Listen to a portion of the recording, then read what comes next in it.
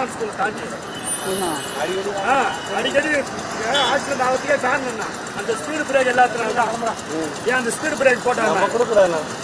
Speed break போட்டால் இவ்வளோ வேக இது ஆகாதில்ல.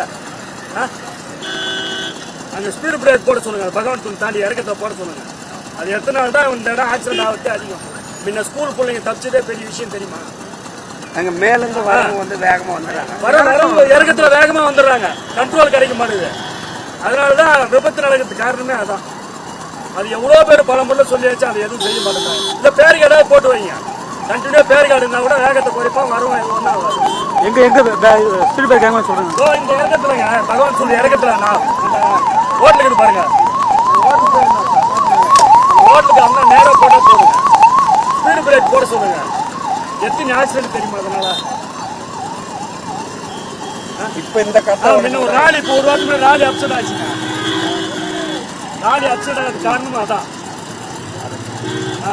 சொல்லலாம் சொல்லுங்க, ஆனால் ஒன்றும் பயப்படாதீங்கன்னா அவங்க என்ன தனியாக போயிட போகுது. ஸ்பீடு பிரேக் போட சொல்லுங்க.